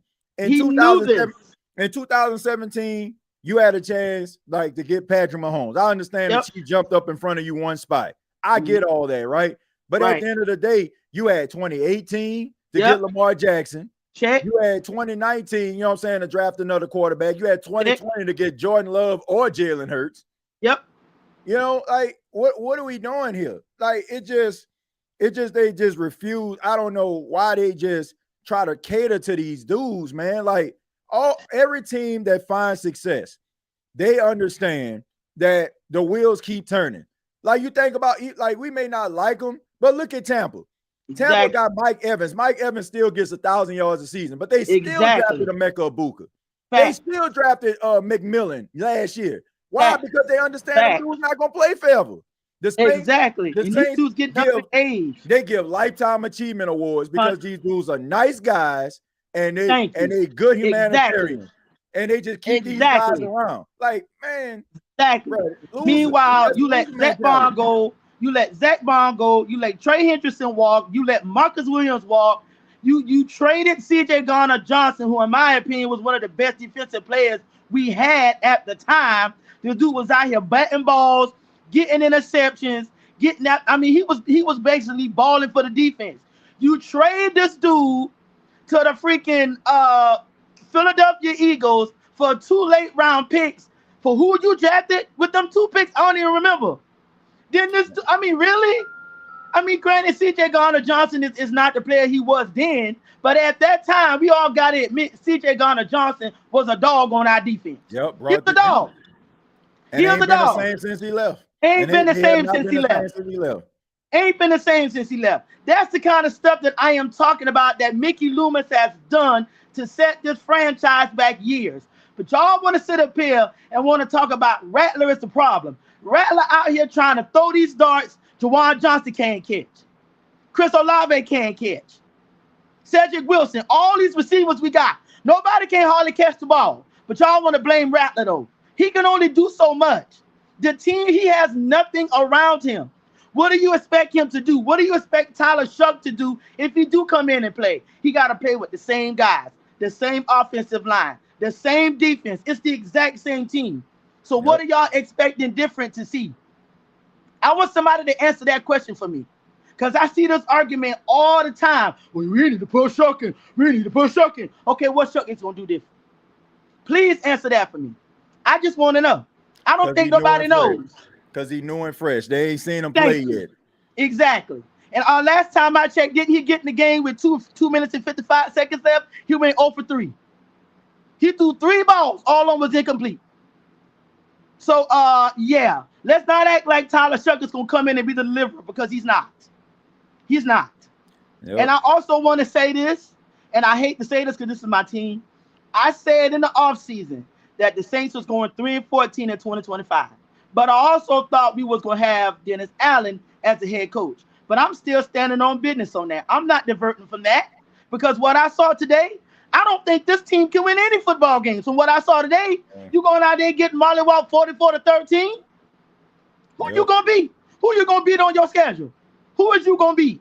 Nobody's going to give you nothing. You got to go out there and earn every single thing you do. So just because we play the Patriots and the Giants don't mean we're going to beat them. Just because we play the Jets don't mean we're going to beat them. They almost beat Tampa today. Yep. So let's not get it twisted. Yep. Nothing is going to be handed to us. We got to go out there and play in these games. So just because a team looks bad in a different game don't mean they're going to look bad against us. Yep. We couldn't even beat Mac Jones last week. This dude is a backup quarterback, and he out there looking like Joe Montana. Yep. Come on, man. No. Man. Yeah. I mean, I'm trying to take a look. I'm going to take a look at Mac Jones' stat line today. Let me see. So they beat the Cardinals 16-15. Mm-hmm. Mac Jones was 27-41, 284 yards. That wasn't a good game, right? Right. I mean, let's take a look at this. He had a QBR 65, quarterback rating of 83.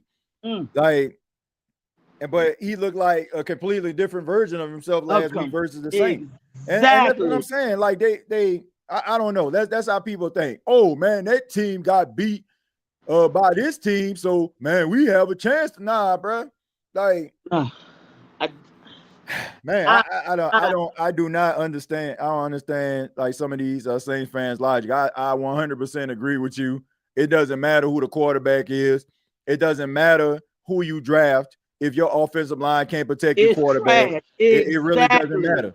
And if your wide receivers can't catch a 50-50 ball. Exactly. Like you can't do? Nothing. It's like, we need to draft Arch Manning. Okay, y'all do realize that it's a very unpopular opinion that he's going to come out in this draft, because it's a high probability that he's going to go back and play his senior year at Texas and come out in 2027.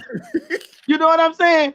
So if he doesn't come out in the 2026 draft and you supposedly trying to quote unquote tank for Arch Manning, what are you going to do when you sitting there at a potentially 2-15 or 3-14 and you got a top 5 pick and you can't even draft Arch Manning because oops, he ain't in the draft? What you gonna do? Then you're gonna look stupid because you should have tried to win more football games, or you should have built this team in a better fashion to where you can actually win football teams. And I like Spencer Rattler. He went to South Carolina. I live in Columbia. Yeah, I live in Myrtle Beach. Watched quite a bit. Oh, you're right down the street. Yeah, right down the street. Right down the street. Like I'm not a Gamecock fan. No, I'm not a Gamecock fan, but I like Spencer Rattler. And I think if you give, like you said, if you put him on a different team, I think Spencer Rattler can be a successful quarterback. But you put this man in, and look, people want to be mad at Kellen Moore. Look, Kellen Moore, this is his first stint as a head coach. Give the man some slack, okay? This is his first run out of the gate as a head coach. It's a lot on him, and I understand. This is the team that he was given. This is not his team. This is the team he was handed. Now, he did draft Tyler Shuck with the second round, but Spencer Rattler was already here, and I think it was fair that he gave Spencer Rattler the job because Spencer Rattler was already here, and I felt like technically Spencer Rattler did slightly better than Shuck in the preseason. Maybe, they might kind of neck and neck, but, that's neither here nor there. But Kellen Moore, this is his first year as head coach, and I'm trying to give the man the benefit of the doubt. But I do agree with another caller that said this dude give me Dennis Allen vibes. Or we need to clean it up. Or we need to play better. We need to do this. We need to do that. Well, we know this Kellen Moore, but why every week are we seeing the same thing week to week? Out here with all these stupid penalties, holding penalties, false start penalties. Brian Bruzy got a stupid what is it called? Unsportsmanlike. Yes, thank you. After we had just stopped Seattle on a third down, somebody batted the ball down, and all of a sudden this dude gets called for unsportsmanlike conduct. I'm like, really, Brian Bruzy? That is the kind of stuff that I'm talking about. These penalties been running for a couple of years now. This penalty situation ain't just started this year. This been going on for quite some time. So not only is this team not disciplined, but these coaches is not holding these players accountable for going out here committing these penalties. You're not telling these guys that they need to play better and do better. You're just saying, you're just going to shrug your shoulders and just say, okay, you know what it is, what it is. Not once have I seen Kellen Moore get in somebody's face about a penalty. Not once have I seen him pull a guy to the sideline and say, hey, bro, you need to tighten up. Not once have I seen him do that. Dennis Allen didn't do it either. You just keep putting the same stuff out here week after week after week. But somehow you think it's going to change. It's not going to change. And I do agree. If you got more visiting fans coming into your house than your own fan base, that's a problem. Did you see how many 49er fans was at that game last week? I thought I was in Santa Clara. I'm like, is we in New Orleans or we in Santa Clara? Man, for real. I mean, it was a ton of 49er fans up in there. And my husband's a 49er fan. He got me last week, man. He got me.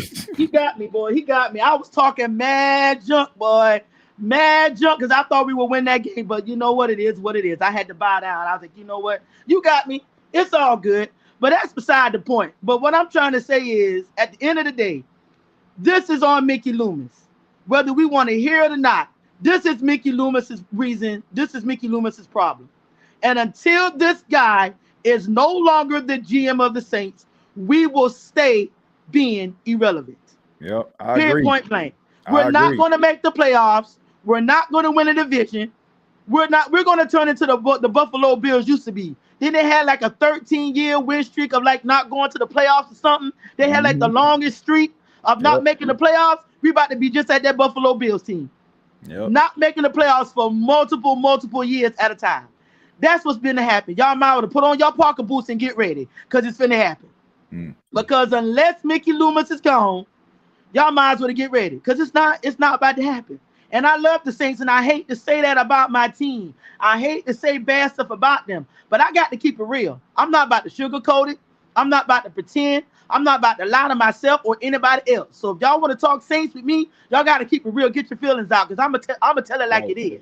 I'm gonna tell it like it is. I'm gonna tell you like it is. You come for me about the Saints because that's been my team. I may not be a 40, 50 year plus fan like a lot of people because I wasn't born in the 60s and the 70s. I was born in the 80s. 1984. That's the year I was born. So anything before 1999, I don't know nothing about because I wasn't watching football. Wasn't watching football, but anything past 2000, I know about because that's when I started watching the Saints. So there's that. Woo. I just hope. Look, I just hope that the front office come to grips at the state of this team and try to make some adjustments. Because I'm telling you, man, people are gonna tune out, man. Like it's getting to that point. It's getting to that point to where I'm just like, I don't even know if I want to turn my TV on to even watch the game. Because why am I going to waste my time 3 hours watching the game when I could be somewhere doing something else? Yep. I could be doing something else with my time, but I love this team and I want to watch them. But I'm just like, I can't keep doing this to myself. I can't keep torturing myself like this. Yeah. Like, something's got to change. Yep. Something's got to change. We looking at players about they need to change their aspect of where they play. Can we start looking at management? Because they're the ones that's drafting these guys. They're the ones that's paying the money to these guys. They're the one that's putting them on the football field. So why are we not holding them accountable instead of the players accountable? Yep. Period. Because that's what we need to start doing. Because you got individuals that can gaslight. You know, I'm just being honest, man. Like a lot of people, they more concerned about their position and them getting access to certain things than actually being real about the team.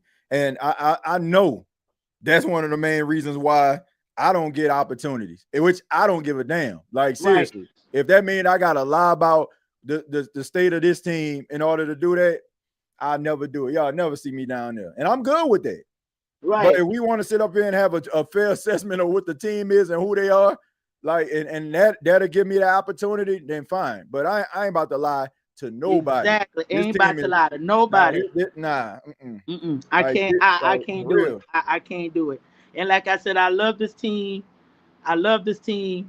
I love this team. I'm a New Orleans fan through and through, all the way to the end. But this right here, I am officially embarrassed to be a Saints fan on today. Yeah. On today, I was embarrassed to be a fan. And I thought last year was bad. But everybody want to talk about Spencer Rattler as a quarterback. Did y'all forget that he got thrown in to the fire in the middle of the season when Derek Carr went down? Like, this dude literally got thrown in the Buccaneers game last year. He literally got thrown into the game. He had no practice, no nothing with nobody. He was just told, look, Derek Carr's hurt. Spencer Rattler, you got to start this game. Yeah. You got to start this game. Man, Spencer, like, Tyra, I'll go a little deeper. Spencer Rattler was put into this lineup to keep Saints fans coming to the game. That's just the truth. That is the truth. There's not a person in that building that can tell me otherwise, because him even starting doesn't even make any sense. Right. In game situations, who was the backup quarterback? Jake Haener. Who stunk up the joint against the Broncos on Thursday Night Football, by the way. Yeah. So I'm like, okay, so if Jake Haener was the backup quarterback, you're telling us that he won the competition for him to be the backup to Derek Carr. No. So why in God's name would you have Spencer Rattler as the third string quarterback if he's better than Jake Haener? That's all I'm saying. So they knew what social media was saying. They know people was excited to see what Rattler can do. Yep. And they knew that people were tired of watching this team lose game after game, and they weren't fans of Derek Carr. So what did they do? They brought in Spencer Rattler so people can come to the game and anticipate what he can actually look like on the field. They used that dude last season. Yep. And some of y'all don't even realize that. He 0-6. He was 0-6 last year. Who gonna win in that type of situation? Exactly. Nobody. I was arguing with a Saints fan earlier, telling me, well, we should have drafted Shedeur Sanders. I'm like, oh gosh, here we go. The same concept that I just got finished saying. Even if you would have drafted Shedeur Sanders at that pick, what difference would he have made? That is what I'm trying to get people to understand. It does not matter what quarterback you bring into this building. This offensive line is bad. It's horrid. And honestly, it would have been worse because Shedeur Sanders definitely needs a pocket. Exactly. Like I thought Cincinnati had a bad offensive line. Woo! I think New Orleans officially topped Cincinnati with their offensive line. Cause today, I can't. So this is what I'm talking about. It's more than just about the quarterback. If you do not have a good football team around your quarterback, you're never going to do anything. It doesn't matter. Yeah. It does not matter what you have in place. Your quarterback got to have people that going to be able to catch the ball. He got to have time in the pocket. Your defense got to be at least decent enough to get off the field on third down, which, by the way, we ain't getting off the field on third down. So y'all wonder why the defense be tired in the second half? They spending 25, 30 minutes on the football field because they can't make plays on third down. But that's a conversation for another time. But yeah. So TJ, Yeah, something got to change. Like something definitely got to change. And I don't think it ever will, to be honest. And I think somebody else said they couldn't take another 3-4 years with Mickey Loomis. I can't take another year with him. Bump 3 or 4. I want him gone like now, like today. Like, can I go to New Orleans and fire him myself? Because like, if I could, I would go to New Orleans and knock on his office door and say, Mickey Loomis, you fired. And I like Gail, but I'm sorry, y'all. But Gail ain't got no gumption enough to fire Mickey Loomis. She's never gonna fire him. So unfortunately, you wanna know why? Look, check this out right here.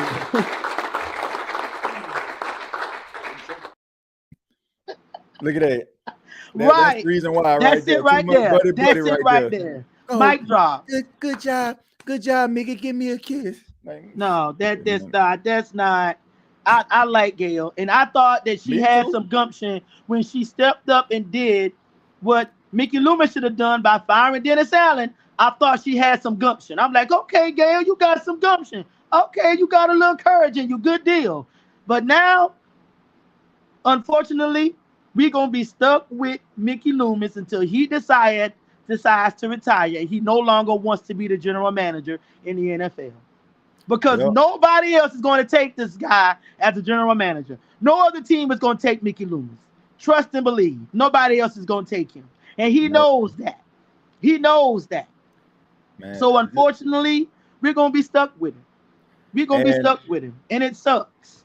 And Tyra, look, I already been saying who I feel like they're going to end up replacing him with, that Thomas Dimitrov.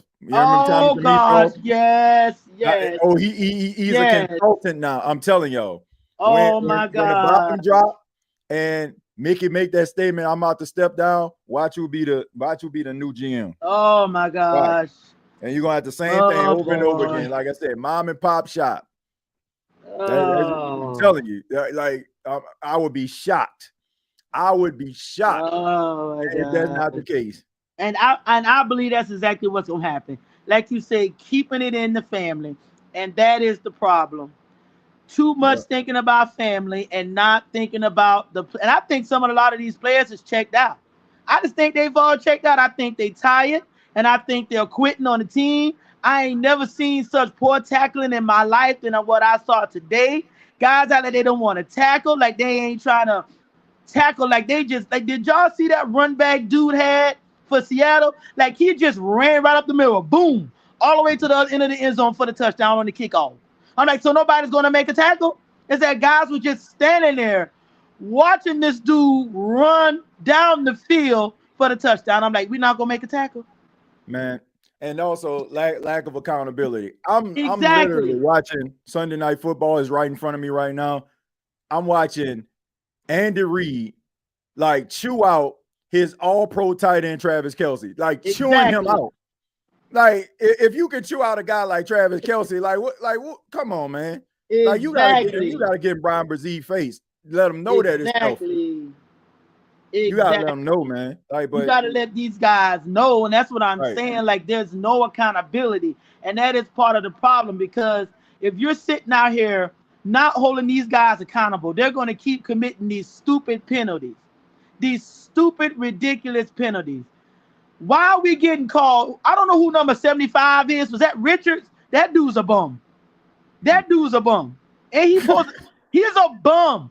Did y'all not see this dude? Like he was molding the guy. Like he got called for 2 holding penalties back to back, like literally back to back. Like I'm like, I don't know who that dude is, but he's super trash.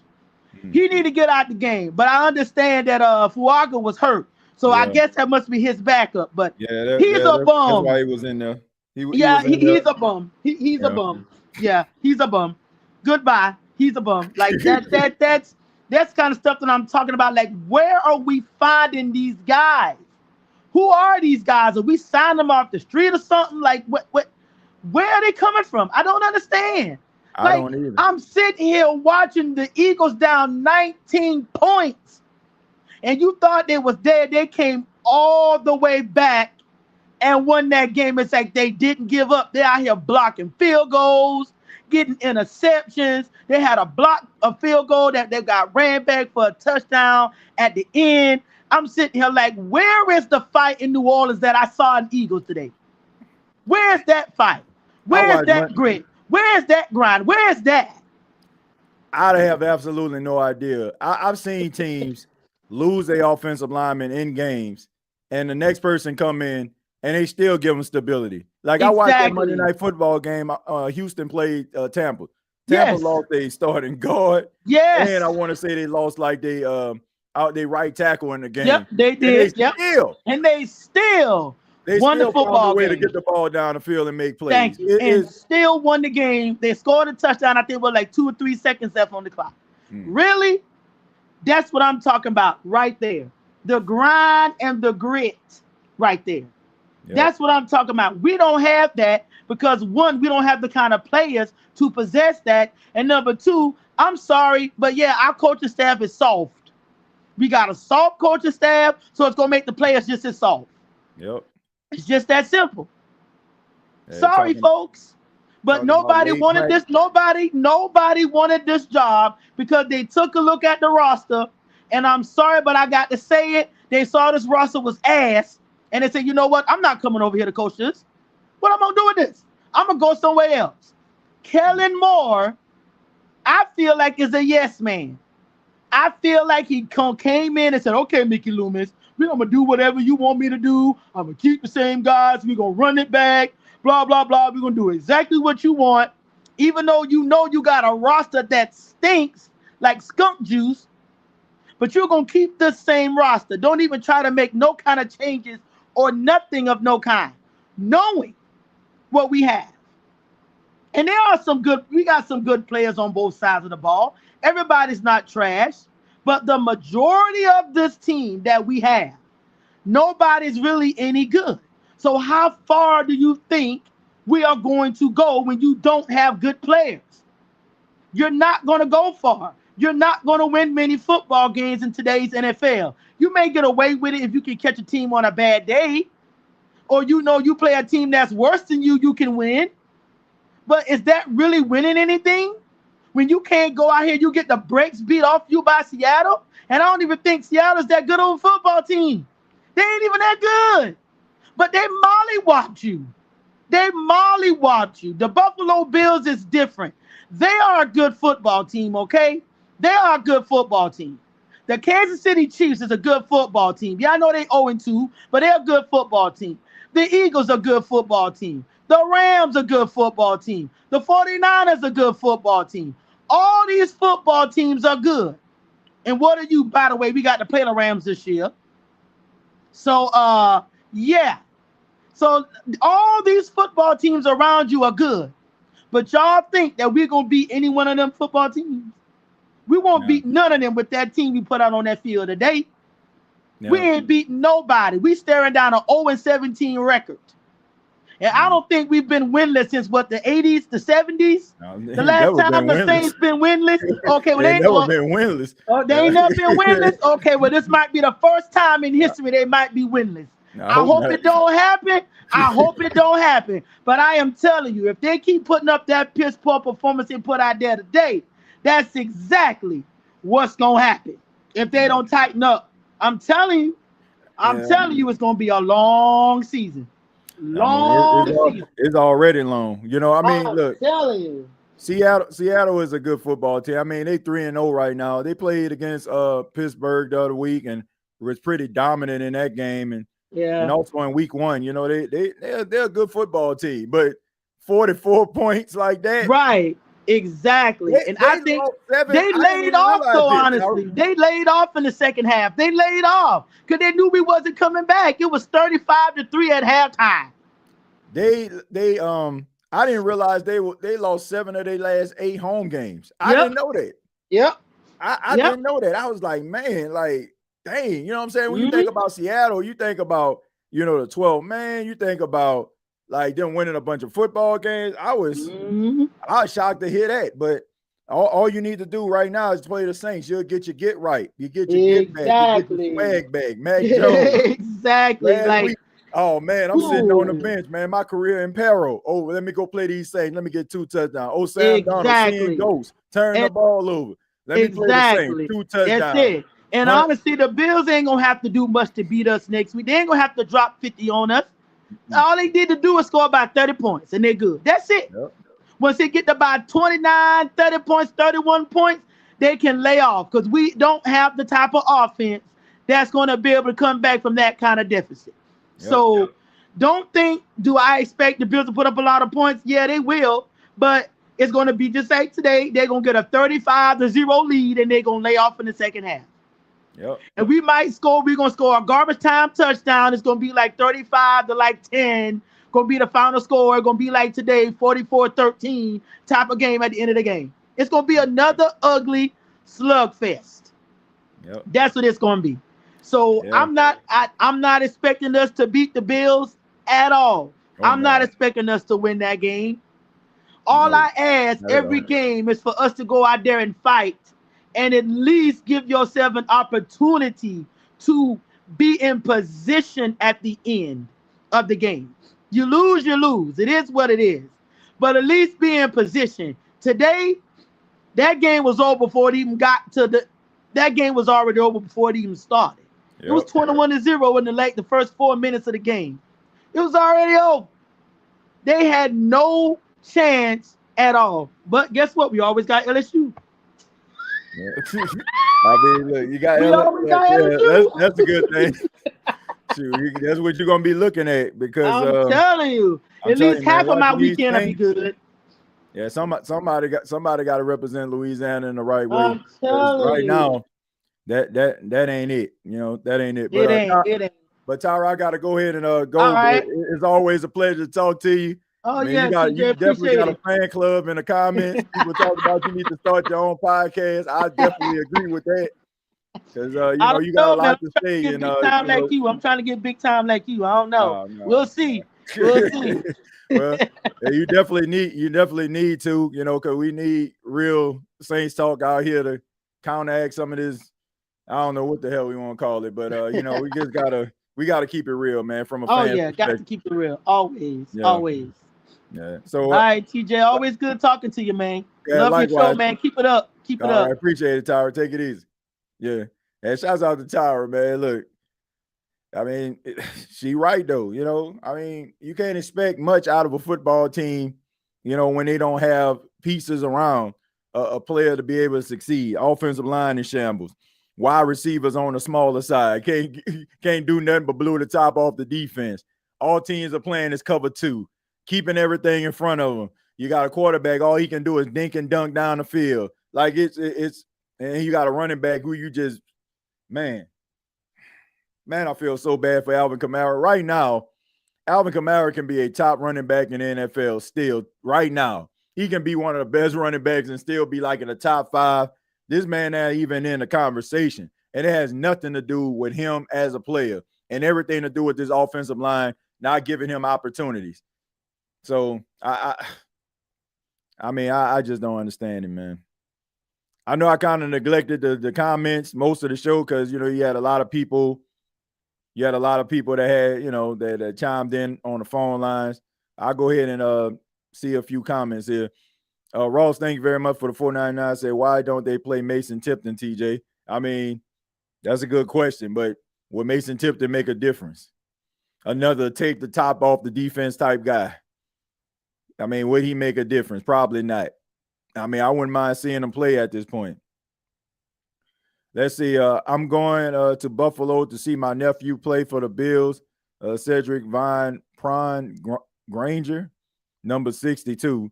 But they're going to kill the Saints. I told my nephew to get prepared to play a long time. Blake Groupie ain't it. Man, get the Keebler elf off the team. Don't leave, Tyra. Introvert, man. Look, I seen you in the chat a couple of times. Yeah, he was. Tyree also asked, "Did you have a sister that knows sport just like you?" I guess he was serious about it. He was shooting his shot as well. Let's see. Loomis want to make millions out of chump change without proper investing. He needs to win a brain. Man, punter was punting his ass off today. Yeah, punting so much he outkicked his coverage a couple times. That's the reason why Torrey Holton hit his head on the goalpost. Shout out to Tyra though. She's a real true. Yeah, that was a good call right there. Like all the calls tonight were good calls. But yeah, Tyra was on another level. I mean, look, that's the same fan that just fed up. Trevor Penning and Cesar Ruiz are both first round picks. Let that sink in. I mean, most of the guys on the line. I like Calvin Banks, but this was not his best showing today. He had back-to-back holding penalties. I mean, false start penalties. Excuse me. I said SOTS podcast, the New Love Connection. You might learn about some football. You might get some really good advice. Hey, you might meet your next wife or husband on the show. Look, we try to accommodate everybody, all right?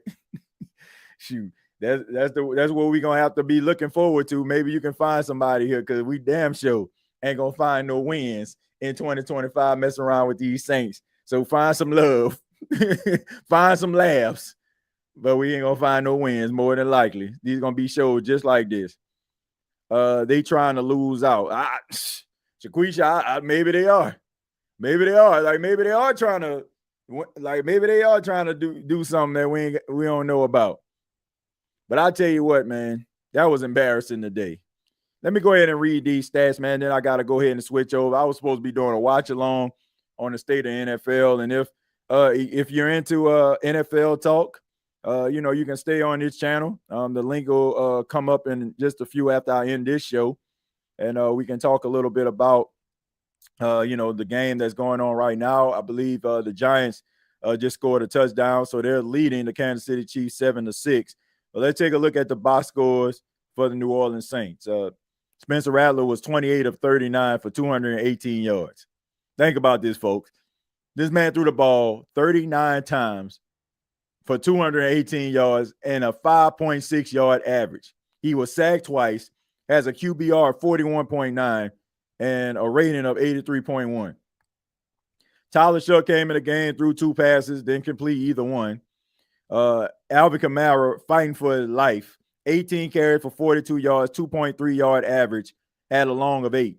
And most of the yards that he got was basically on his strength and his athleticism alone. Because that offensive line, I'm talking about as soon as Alvin got the ball, sit down, hike, they're in his face.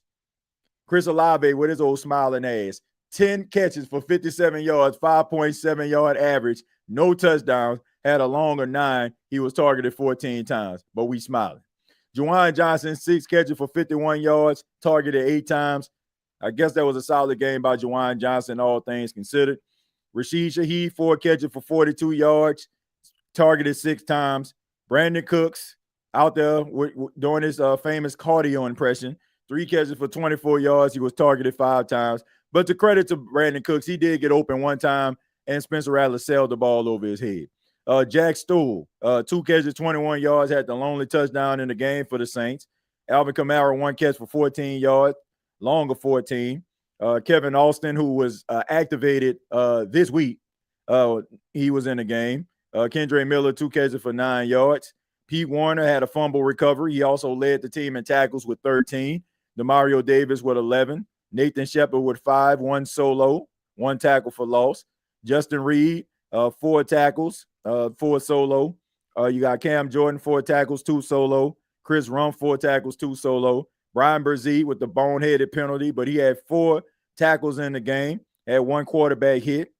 And you have a couple guys with 3 tackles, Ernest Sinker, Jordan Howden, Jonathan Bullard.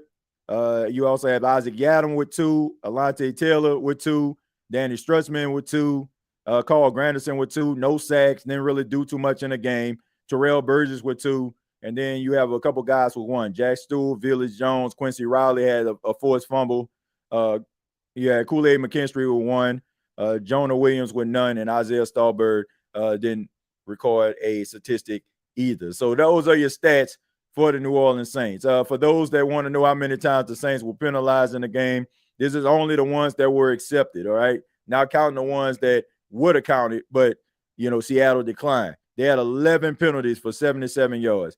In the red zone, they were 1 of 3. On third down, they were 5 of 15. Let's see, passing first downs, 12. Rushing first downs, 4. And total plays, they had 70 to Seattle's 54. And Seattle only had 54 plays, and they scored 44 points. My goodness. What a terrible football team, man. What a terrible performance. And look, my final thoughts are simple. If you're going to continue to play like this, nobody will care about watching you. I understand it was a tough day at the office, but you continue to shoot yourself in the foot, continue to make these mistakes, and then you combine the fact that special teams look horrible. I don't see any signs of letting up. It was your first road game of the season, and you went out there and got beat to sleep. And then next week, you got to go across the country from the Pacific Northwest to Western New York to take on arguably the best team in football in the Buffalo Bills. The New Orleans Saints are going to have to figure something out. What type of team are they? Are they a team that's tanking for the number 1 pick in the draft? Are they trying to get better? If not, then why don't y'all go out here to try to get yourself some draft assets by getting rid of old Smiley, Guy Smiley himself, Chris Olave, and, maybe allow Alvin Kamara to finish out his career, maybe chasing something other than, I don't know, somebody chasing him. I don't know, man. Something has got to give in New Orleans, because this is torture, man. This is torture. This is torture watching this football team on Sundays. It's torture, man. Yeah, I mean, the Saints have lost 7 straight games dating back to last season. 7. And I get it. Kellen Moore is a rookie coach, but when your team is undisciplined, when you making those type of mistakes, and it don't seem like there's any signs of any improvement, and you only got like 1 possession receiver on your entire team if you don't count Juwan Johnson. Pathetic. TJ, I've been saying this since 81, and I honestly can't recall a Saints team being that outclassed from the jump. The Monday night Colts game back in 07 comes to mind, but this was bad. I think if we're talking now, let's put this in context now. Let's put it in context. Now, based on the Saints winning the credibility back over the last 15 years, this and last year versus the Tampa Bay Buccaneers, I would say was embarrassing. But even when that Tampa Bay game, you scored 27 points. In this game, man, you ain't even get off the bus. And that's embarrassing, man.